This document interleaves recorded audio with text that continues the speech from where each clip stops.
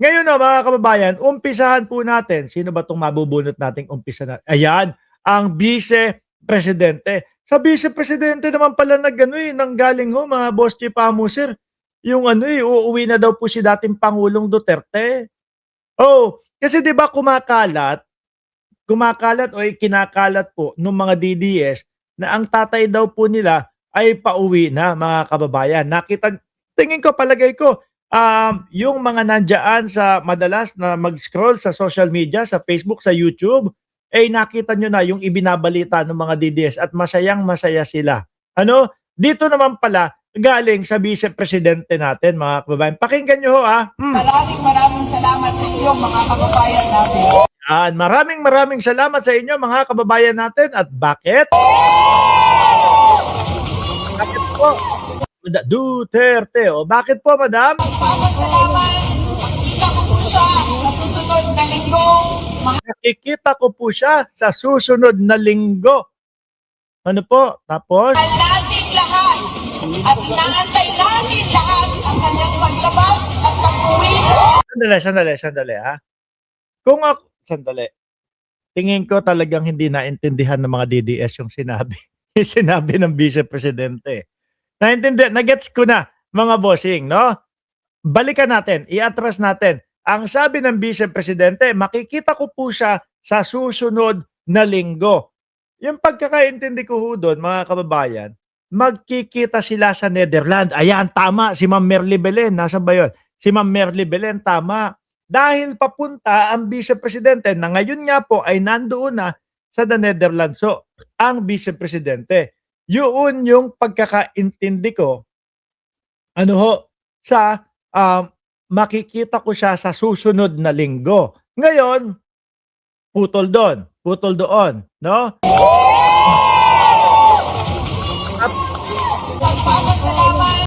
Sabi ni Sangkay, fake news. Baka ikaw, ipapatumba ako ng mga Duterte. Sangkay, fake news. yan ba? Hayop sa pangalan ipapatumba ako ng mga Duterte. Di ba? Hindi, yan naman ang pinagmamalaki ng mga DDSO, mga kababayan, mga boss chief amo, sir. Di ba? Ikaw na ang susunod kay Mima Alicia. Grabe yung mga Duterte, iwas ng iwas doon sa sila ay mamamatay tao. Kayo naman na mga taga-sunod at mga uto-uto sa kanila. Diin naman kayo ng diin sa mga Duterte na mamamatay tao sila. Porket binabatikos namin ang mga Duterte, kami na ang susunod. Bopuls talaga kayong mga DDS, ano? Kayo ang naglalaglag sa mga iniidolo ninyo. Imbes na, hindi, hindi naman yung mga Duterte nagpagawa. Pero parang gusto nyo sabihin lagi sa amin na kasi bumabatikos ka sa mga Duterte, ikaw na ang susunod. Di ho ba? Mahihina ang kukote talaga nito mga DDS na ito. Tuloy natin. Kaya kung gaano po kahina ang kukote, ang ulo ng mga DDS, ganun din po nila inintindi yung sinabi ni Sara Duterte. No? Magkikita kami sa susunod na linggo. Ibig sabihin, pupunta ang Vice Presidente doon sa The Hague, sa Netherlands. At pagkatapos, Makikita ko po siya sa susunod na linggo. makikita ko po siya sa susunod na linggo. Mahal natin lahat. At inaantay natin. Mahal natin lahat at inaantay natin. Lahat ang kanyang paglabas at pag-uwi. Ako naintindihan ko yun . No, pupunta siya sa Netherlands, magkikita sila at hanggang ngayon ay nag-iintay sila, mga kababayan, diyan, no? Bakit itong mga DDS pinapakalat na lalabas na daw si dating Pangulong Duterte? Sabi ni Arjen Yabes, Boreng, Boss Mark, boss, masyadong interrupted ka sa pinapakita mong video, long video mo, summary agad para may gana ang manood. Alisin na kita, total hindi ka sanay sa putol-putol na video. Hindi kasi kailangan yung maintindihan, mga bossing. No? Kailangan nyo pong maintindihan na kaming mga vlogger, kailangan namin putol-putulin ito upang ipaliwanag at maiwasan din po na ma-copyright kami noong may-ari ng video. Dahil merong batas sa YouTube na kailangan hindi lalagpas ng 9 seconds. Ano po? Di kung naiinip kayo, aalisin ko ho kayo. pwede naman po kayong manood doon sa ibang mga vlogger ho, mga kababayan. Okay, tuloy. Ngayon ho, mga bossing, dito ho, ano, ang sinasabi doon sa paglilitis para kay dating Pangulong Duterte ay aabot daw ho, mga kababayan, ng 10 taon. Di ho ba? Aabot po ng 10 taon. Base na din po yung mga prosecution na nagsasabi na ito yung oras, timing at panahon na gugugulin nung kay dating Pangulong Duterte ho, mga kababayan. Di ba? Mag-stick na lang kayo doon. Huwag na kayo umasa na Donald Trump, eto, ganito, ganyan. Hindi po pwede na kahit na Estados Unidos, presidente ng Estados Unidos, yung nagsasabi na gano'n, bubuwagin ang, ano tawag dito, ICC, mahirap ho yan. No?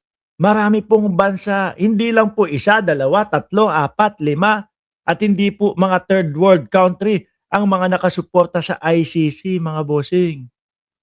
Ano ho? Kaya alisin nyo na sa isip nyo yon. Pumunta kayo doon sa mismong kung ano talaga ang kailangan iresolba, no?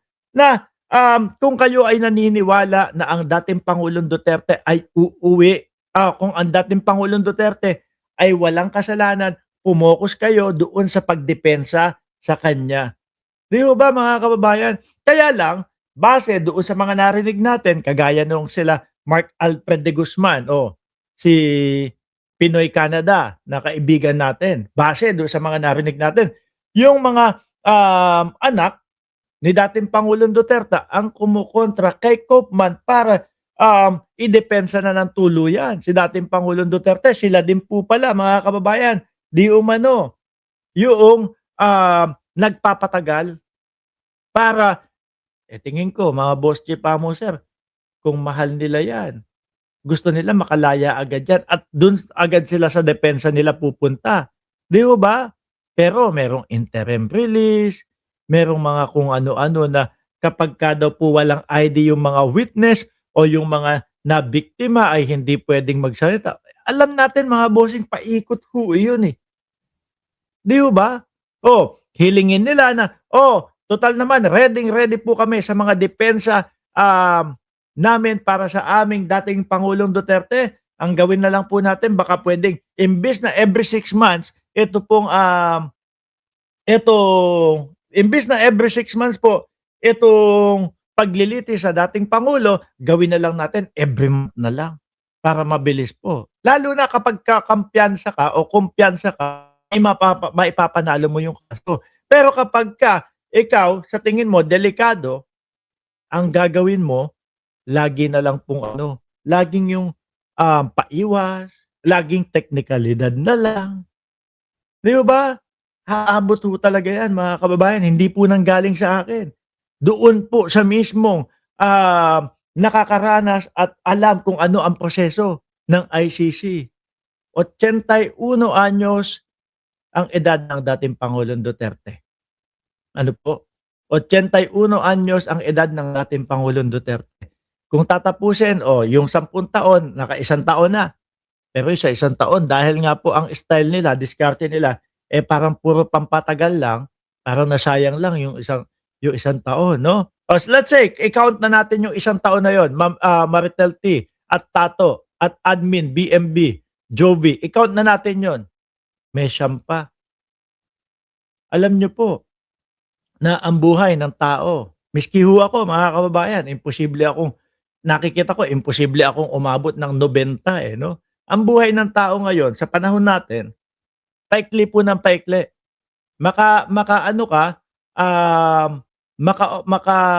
Sabihin mo ng maka 75 ka, 80 ka, 80, buenas ka na nun. Sa panahon mo ngayon, mga kababayan, bakit po?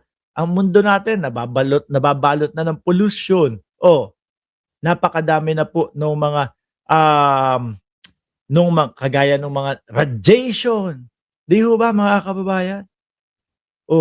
Kaya wag kayong sasama ang loob sa akin, ha. Real talk lang yung sinasabi ko. Ano po, may tama si Mima. Yung tatay niyo karton. naniniwala ho ako mga kababayan, mahihirapan pong tapusin yung ano, yung paglilitis na yun. Maniwala ho kayo, no? Dahil hindi po basta-basta ganyan, no, na mabubuwag ang ICC, mga bossing. Hindi ho basta-basta yan. Kahit pa sabihin Donald Trump, madami pong bansa iyan. Kung hindi ako nagkakamali, higit 100 bansa ang nakasuporta sa ICC. At hindi din po totoo na yung kaya lang po nilalagak diyan at talagang nandiyan si dating Pangulong Duterte kasi yun lang yung ano, yun lang yung natitira na kaso ng ICC. Hindi po, madami pong kakosa ang dating Pangulong Duterte diyan sa Oblo, mga kababayan. Di ho ba, mga boss? O ngayon, alisin na ho natin yan. No? Pumunta tayo, mga boss G. Pamuser, kanino ba? Dito, kay Alan Peter Cayetano ho muna tayo, mga kababayan. Kasi nga, di ba, kung ang presidente natin meron pong SONA, si Alan Peter Cayetano din ho. Sabi ni Sab, annihilation. Palagay namin, sir, tatagal pa ang buhay mo kasi nagbubuhat ka. Real talk yan. Nakita nyo? Wala nang muscles yan. Busy. Lumalabas ang central nervous system ng isang tao kapag ka ikaw ay regular o araw-araw may intense training. Ay, hindi. Nung nandoon ako sa Orlando, nung isang linggo, yung kanina lang, di ba? Kakadating lang namin dito 3:00. Hindi ako nakapag-workout isang linggo, mga kababayan.